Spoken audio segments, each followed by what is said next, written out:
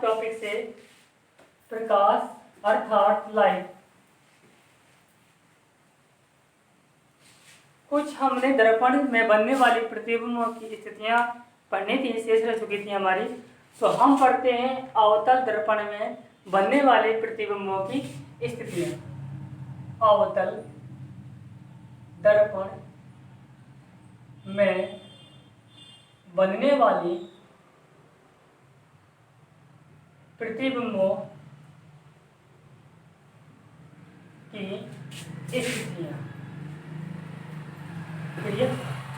तो यहाँ से हमें अवतल दर्पण में बनने वाले प्रतिबिंबों की स्थितियां पढ़नी है। इसकी आपकी कंडीशन है आपकी 6। पहली कंडीशन क्या होगी आपकी? पहली बात तो इससे पहले मैं आपको बता दूं कि प्रकाश किरणों के परावर्तन के नियम क्या थे, वो आपको अच्छी तरह से मालूम होना चाहिए। तो मैंने कल प्रकाश किरणों के परावर्तन किरणों के नियम बताए थे। फर्स्ट नियम ये बताया था, यदि आपकी किरण मुख्य अक्ष के समांतर जा रही है तो दर्पण के परावर्तन के पश्चात फोकस बिंदु से होती हुई लौटेगी। नंबर 2 क्या था नियम? यदि आपकी किरण वक्रता केंद्र से होकर जा रही है तो वह वक्रता केंद्र से होकर ही वापस लौट आएगी। ये हमें क्या नंबर सेकंड कंडीशन क्या थी आपकी? यदि आपकी किरण वक्रता केंद्र से होकर जा रही है तो दर्पण के परावर्तन के पश्चात वक्रता केंद्र से होकर ही वापस लौट आती है। नंबर थर्ड रूल्स क्या था आपका? यदि आपकी किरण फोकस बिंदु से होकर जा रही है तो दर्पण के परावर्तन के पश्चात मुख्य अक्ष के समांतर लौट आती है। फोर्थ में आपका, यदि आपकी दर्पण की ध्रुव से होकर जा रही है, मतलब पी से होकर जा रही है, तो ध्रुव और मुख्य अक्ष के साथ जितना कोण बनाएगी उतने ही एंगल बनाती हुई लौट आएगी। क्लियर? इन्हीं किरणों की सहायता से हम पढ़ते हैं डायग्राम। अवतल दर्पण में बनने वाले प्रतिबिंबों की स्थितियां। क्लियर? तो फर्स्ट आपकी है, जब वस्तु अनंत पर रखी हो। जब वस्तु आपकी अनंत पर रखी हो तो इस कंडीशन में आपका प्रतिबिंब कैसा बनता है, कहाँ बनता है और किस जगह बनता है। क्लियर? तो यहां से हमने बनाया अवतल दर्पण।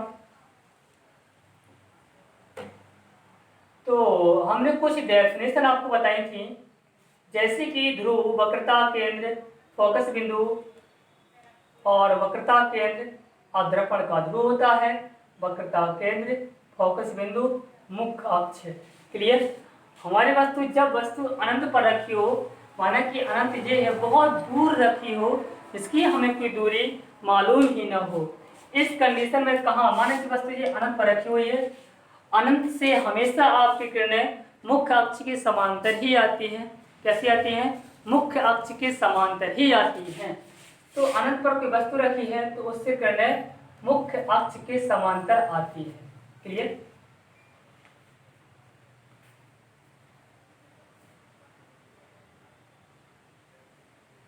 अब भाई इन किरणों का क्या होगा? परावर्तन होगा। परावर्तन के बाद यह किरणें कैसे लौटेंगे? तो मैंने रूल्स बताए थे 4। मुख्य अक्ष के समांतर आ रही दर्पण के परावर्तन के पश्चात फोकस बिंदु से होती हुई लौट जाते हैं, यानी कि आपकी आएंगी फोकस बिंदु से। परावर्तित किरणें जिस बिंदु पर मिलती हैं या मिलती हुई प्रतीत होती हैं उस बिंदु पर प्रतिबिंब बनता है। क्लियर? तो कहां पर? यहां पर मिल रही है, F पर मिल रही है आपकी, तो F पर ही क्या बनेगा? प्रतिबिंब बनेगा। यदि अवतल दर्पण में प्रतिबिंब वायुर बनता है, कहाँ बनता है? वायुर बनता है, तो आपका प्रतिबिंब वास्तविक बनेगा। कैसा बनेगा? वास्तविक बनेगा। और कैसा बनेगा? उल्टा बनेगा। क्लियर? तो वायुर बन रहा है तो हम कह सकते हैं कि प्रतिबिंब वास्तविक, उल्टा, वस्तु से बहुत छोटा अर्थात बिंदु के आकार का फोकस से बिंदु पर प्राप्त होता है। ठीक? बिंदु के आकार का, यानी कि वस्तु से छोटा, इतना छोटा कि बिंदु के आकार का F पर प्राप्त होता है। क्लियर। नंबर सेकंड क्या आपका, नंबर सेकंड ये है, यह वस्तु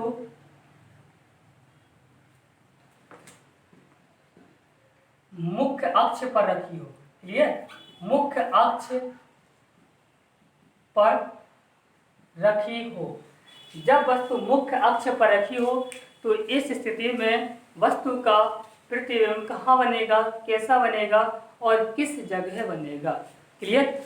तो जब वस्तु मुख्य अक्ष पर रखी हो, या हम ये भी कह सकते हैं कि जब वस्तु अनंत और वक्रता केंद्र के बीच रखी हो, अर्थात मुख्य अक्ष पर रखी हो।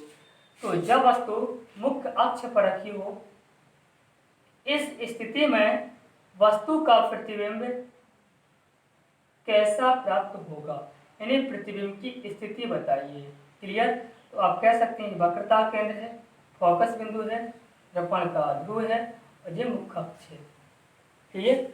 मैंने क्या कहा, जब वस्तु मुख्य अक्ष पर रखी हो अर्थात अनंत और वक्रता के मध्य रखी हो, अनंत और वक्रता के मध्य रखी हो, तो आपकी एक किरण डाल देंगे आप मुख्य अक्ष के समांतर। क्लियर। परावर्तन होगा, परावर्तन होने के बाद आपकी किरण फोकस बिंदु से लौटेगी। क्लियर। दूसरी किरण डालेंगे आप वक्रता केंद्र से, दूसरी किरण डालेंगे हम वक्रता केंद्र से, तो आपकी वक्रता केंद्र से होकर ही वापस लौट आएगी। ये आपकी परावर्तित किरण है, ये आपकी परावर्तित किरणें हैं। मिलें कहाँ, जिस बिंदु पर मिलती है उस बिंदु पर प्रतिबिंब प्राप्त होता है। तो हमारा यहाँ पर मिल रही है, यहाँ बनेगा प्रतिबिंब। क्लियर। माना कि ये भी वस्तु है, तो यहाँ से A' B' प्रतिबिंब प्राप्त हो गया। तो जब वस्तु मुख्य अक्ष पर रखी हो अर्थात वक्रता केंद्र और अनंत के मध्य रखी हो, तो इस स्थिति में वस्तु का उल्टा कैसा, उल्टा वास्तविक वस्तु से छोटा प्रतिबिंब फोकस बिंदु और वक्रता के मध्य प्राप्त होता है। क्लियर। आगे चलते हैं।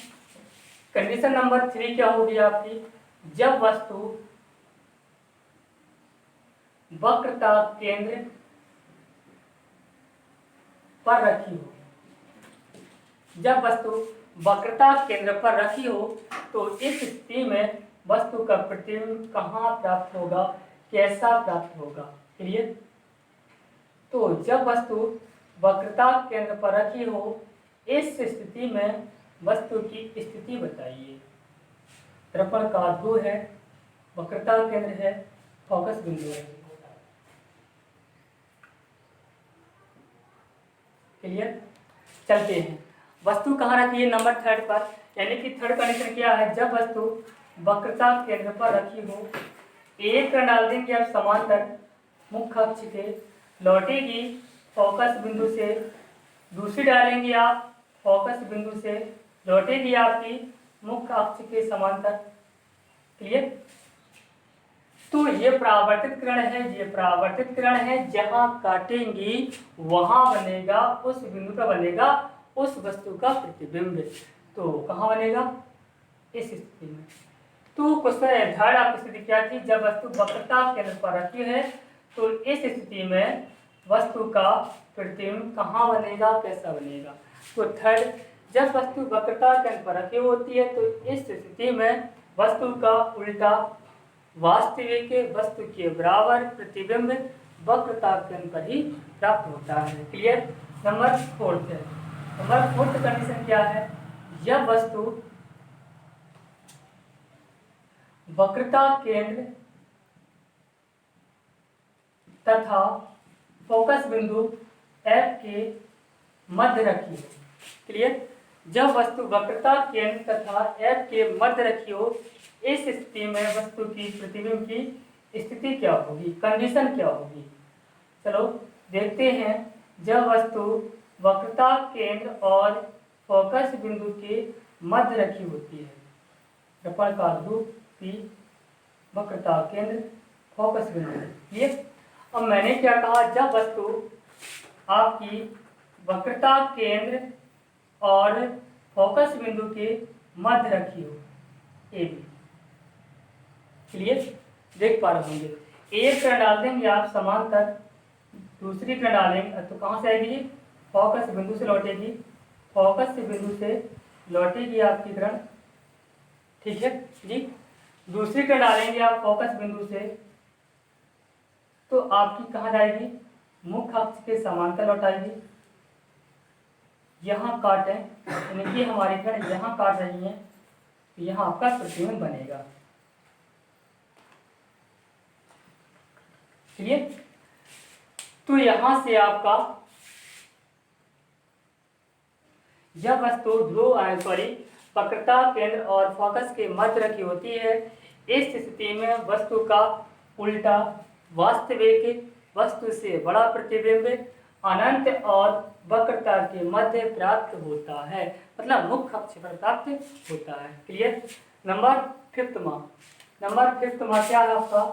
फिफ्थ मा है, जब वस्तु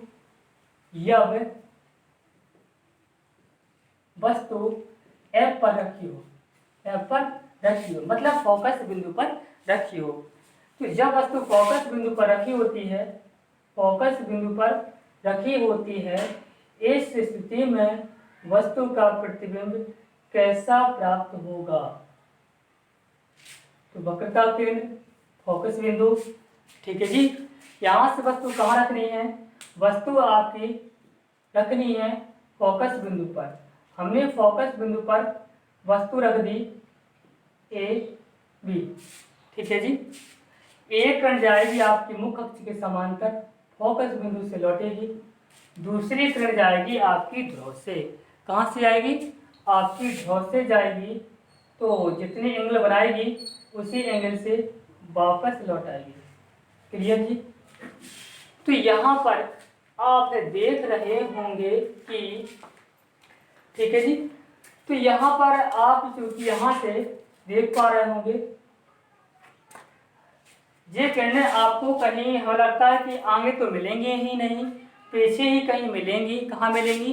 पीछे। देखो आगे आप बढ़ाते जाएंगे तो हो सकता है कि पेज क्रॉस करने के बाद कहीं ना कहीं मिल जाए। तो क्या, यानी कि अनंत पर मिलेंगी। कहाँ मिलेंगी आपको? अनंत पर। इसको यहीं छोड़ दें, ऐसे छोड़ देंगे, लिख देंगे हम अनंत पर बनेगा। तो जब वस्तु फोकस बिंदु पर रखी होती है, इस स्थिति में वस्तु का उल्टा बाईं ओर बनेगा तो उल्टा ही बनेगा, वास्तविक बनेगा, वस्तु से बड़ा बनेगा और अनंत पर प्राप्त होगा। कंडीशन नंबर 6 जो कि बहुत वेरी वेरी मोस्ट है। कंडीशन नंबर 6, जब वस्तु सी तथा पी के एफ तथा पी के मध्य रखी हो। क्लियर? यानी कि फोकस बिंदु और ध्रुव की मध्य रखी हो, इस स्थिति में वस्तु का प्रतिबिंब बताइए। तो ये आपका दर्पण है, देख रहे होंगे आप लोग।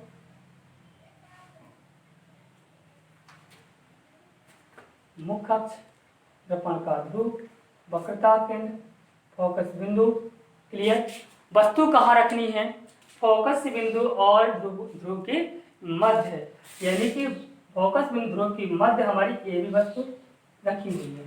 आप देख पा रहे होंगे इसे। क्लियर? एक किरण डाल देंगे आप समांतर, तो आपकी फोकस बिंदु से लौटेगी। ठीक है जी। दूसरी किरण डालेंगे आप ध्रुव से। कहाँ से डालेंगे आप? ध्रुव से। किसी चूंकि ध्रुव डालेंगे या फिर वक्रता केंद्र से भी डाल सकते हैं। क्लियर जी? तो यहाँ से ध्रुव से ही हम डालेंगे तो आपकी उसी में जुड़ जाएगी। क्लियर जी? तो इन किरणों के यदि हम पीछे बढ़ाएं तो पीछे तो कहीं मिलेंगी ही नहीं, इसलिए इन किरणों को हम आगे बढ़ाते हैं तो आगे मिलने का ऑप्शन मिल रहा है। आगे कहीं ना कहीं हमें मिलती हुई प्रतीत होती है। ठीक है जी? ये आपकी कंडीशन नंबर 6 जो कि बहुत इंपॉर्टेंट है। तो जब वस्तु फोकस बिंदु और ध्रुव की मध्य रखी होती है, इस स्थिति में वस्तु का दाईं ओर बनता है तो सीधा बनता है, आभासी बनता है, वस्तु से बड़ा। कह सकते हैं हम सीधा, आभासी, वस्तु से बड़ा प्रतिबिंब दर्पण के दाईं ओर प्राप्त होता है। क्लियर। यहाँ से हमने अवतल दर्पण की 6 कंडीशन की ओर ध्यान दिया है। कल की वीडियो में हम उत्तल दर्पण की कंडीशन बताएंगे और दर्पण से संबंधित UVF में संबंध भी बताएंगे।